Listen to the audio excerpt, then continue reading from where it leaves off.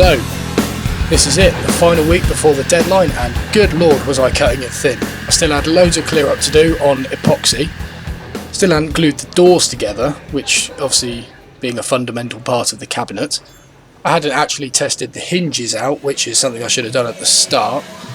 And yeah, lots of little niggly bits to get done. So that's pretty much what the sole focus of this episode is. It's going to be jumping all over the place doing different jobs. So yeah, it's going to be quite hard to follow, but we'll see how we get on. So first job, Monday morning, was to glue the two layers of the copper panels together. So on the outside I'd have the planish surface, and then on the inside I'd have a smooth-ish surface. Originally I'd planned to cut through the planish surface in certain areas to expose the oxidised surface below and create this sort of cool layered effect, but time just wouldn't allow me to do that, and I think it's actually turned out better this way anyway. So yeah, I clamped it together with duct tape. And then to get rid of the sticky residue, I just used some Brasso, which is like a metal polish, and then got rid of that slurry that was left afterwards with methylated spirits. And this would also get rid of any fingerprints that would later oxidise and create a big black mark on the copper. And then to protect it from people's grubby fingers in the future, just seal it under a layer of metal lacquer. And before assembling the doors, I'll just sand the inside faces because they'd be a little bit of a nightmare to sand later on and finish while the copper's in there. And then also sand the faces of them because I didn't want to risk scratching the copper with the sandpaper. And the finish I went for with the cabinet was boiled linseed oil because it's got a bit of a yellowish tint to it and it works really nicely with walnut. And also it was convenient because I had some knocking about. So yeah, just put that on the inside faces. It was the first chance for me to see what it would actually look like when it was finished as well. Next job. So I was testing the hinges at this point. Now in the bottom corner there you can see my original design, and I just basically thought, right, I'll make a very simplified version of it to see if the door will actually clear the carcass, and in doing so I actually created the final design. So it was sort of win-win because as you can see here, it works and I got a new design from it. So, no complaints there. But you'll see me make those later on in the video because, you know, this is all over the place at the moment. So, now I'm gluing the door together. So I'll just slam the copper panel in there. Put a little bit of the Titebond No Run No Drip on the edge of the MDF. Again, because it stops it being soaked into the MDF and creating a dry joint. And then get that located. And then with the blocks on there, I should just be able to clamp straight down with these F-clamps. Get those joints to close nicely. And then, not that I could do anything at this point anyway, but I just wanted to check that the doors were in fact flat because the copper was likely to distort it. So back to the hinges. This is a fat off slab of lignum vitae that I got from Surrey Timbers for 40 quid. I think it's the densest wood in the world, and you'll see me try and shove it through the ripsaw here. It's alright there, and then it just like got really gummy and I had to push pretty hard to get it through.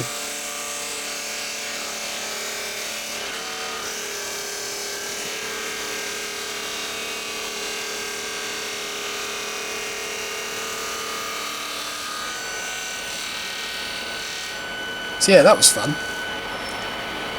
Now I could just pop that through the thicknesser, and because the mill was so busy I couldn't film the rest, but essentially I ended up with this. Loads of little bits of lignum vitae. So then I could use a marking gauge to set out some crosshairs on each of the pivot points, or to set out the pivot point on each of the components, which was a completely tedious task, and then use some dividers to establish a round over on that. Get the fence of the drill lined up with the crosshairs. That would just drill out the centre.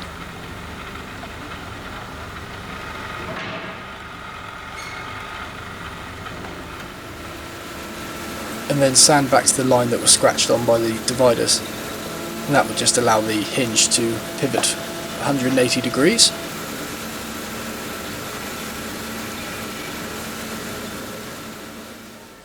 And then to make the hinge look cool, I put a even wider radius on the opposite end of each of the leaves, and that will just allow it to flow into the cabinet a bit better. And again, took that back to the sander to do the rough shaping on the outside and then smooth finishing on the inside of the disc. There they are. Bear Claw hinges is what I've called them, because it's a freaking sweet name. So next niggly job, I had to do some door stops for the inside of the cabinet, and again, hadn't planned this out, I just thought I'd make something. And I settled for 2 stops at the top and bottom of the cabinet. I just found some scrap walnut to do this. So, planed it back by hand, which took a while. It took quite a long time actually. But I just took it down with the jack plane and then smoothed it off with the number 4, and then just checked that fit as I went. And then using a bit of Type 1-3, I could just glue that in place.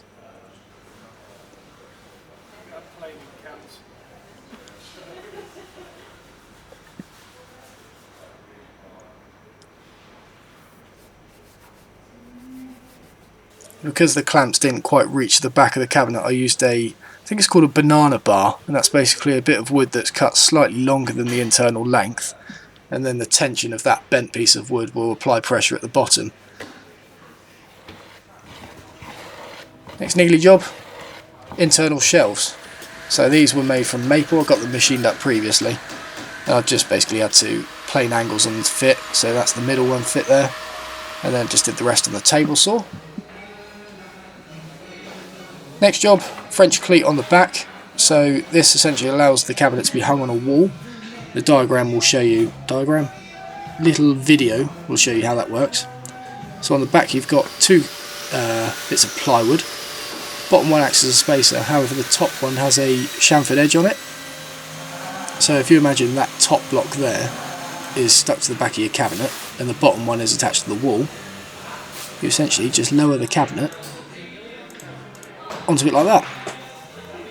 And in theory, with this method of hanging, the more weight you put in the cabinet, the more secure it should be against the wall. So you just need to make sure that the fixings are done properly and really well screwed in. So here I'll just sellotape them on the back after gluing them, and then flip the cabinet upright, front way, I don't even know what I'm saying. Put a protective block in and then shove a weight on that, and then that would just apply pressure to the cleats, and it would also take that bow out the back panel, which was annoying me up to this point. While that was drying, I could start marking out for the hinges on the door, so where I would essentially epoxy them. And to do that I just lined it up with my full-size drawing, and that would allow me to get a perpendicular line, make sure the hinge was central. Then on the back of each of the leaves I just use a scalpel to scratch up the surface a bit. This would just allow the epoxy to bite onto it a bit better. So then I'm just using some methylated spirits to get rid of the natural oils within the lignum. That's why I'm using it as a hinge, because it's self-lubricating, but it doesn't really lend itself to gluing very well. So getting rid of the oils with methylated spirits helps. Then here I'm just loading it up with epoxy, getting them located against the line that I established, and then clamp it down with my little G-clamps.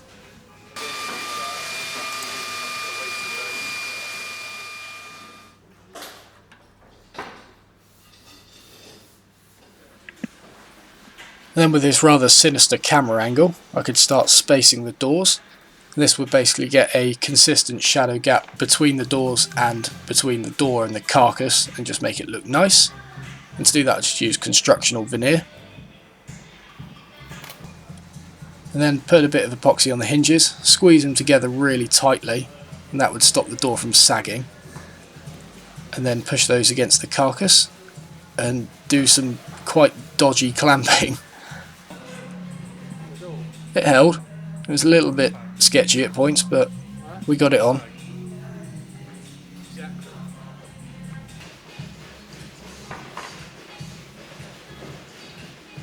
There you go, that's them all attached, and I could just leave that epoxy curing overnight and just hope the doors wouldn't sag in the morning.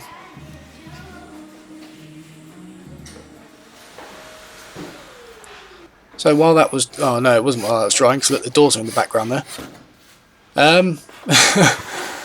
I could make some handles for them. So this was a bit of ebony left over from, I think it was the guitar I made a while back. But yeah, I could just shape that by, I actually did it by eye. But yeah, shape that with a disc sander. Now, I've done this design before and it looks quite nice, and I think it would lend itself to this cabinet quite well. So it's essentially curved in 2 directions. Then take the clamps off. And this was the moment of truth. I think this was the day before the deadline, so if it went wrong, then yeah, I could say goodbye to my foundation degree.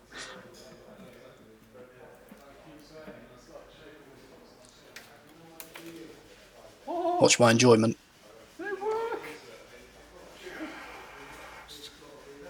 Was well and truly a moment of happiness.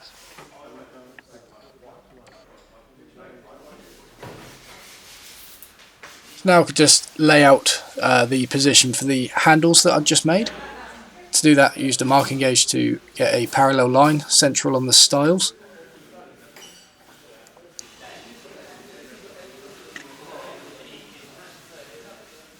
Then mix up even more epoxy, because I hadn't done that enough this project. Get some more meths on the exotic wood. I tend to do this with all exotic woods now, just for insurance purposes. Get that positioned on the door, duct tape it down, because again, I like duct tape. That sounded weird. Quite kinky actually. But yeah, lost my train of thought now. Got those cramped down against the cabinet.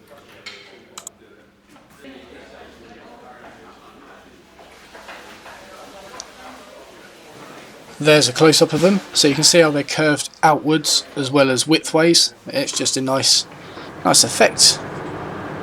Then, probably my favourite part of any project, shoving a finish on it, because it means you've finished it, and you can actually see where all your work's gone, and bring out the grain of the wood and all that. So I started with the doors and then moved on to the main carcass. And this grain looks absolutely awesome, really nice. And again for this, I just used the boiled linseed oil because of the yellowish tint on it. It just makes the wood look that much more browner. That sentence made no sense whatsoever. Yeah, just makes the wood look really nice. And that was pretty much it. And oh, I forgot to do the top doorstop there. I can assume that's done now. But yeah, the cabinet was done for the deadline. I got it all assembled because I can remove and put the doors back on and everything, so I got that all done. And yeah, the next video I post will be a nice cinematic edit of it. Well, at least I'm hoping. I'm pretty bad at this still, but we'll see what we can knock up. And so until that point, I won't be releasing any photos of it, and basically just have a huge social media explosion if I'm going to completely over-exaggerate it. And yeah, we'll see you then. Thank you very much for watching. Goodbye.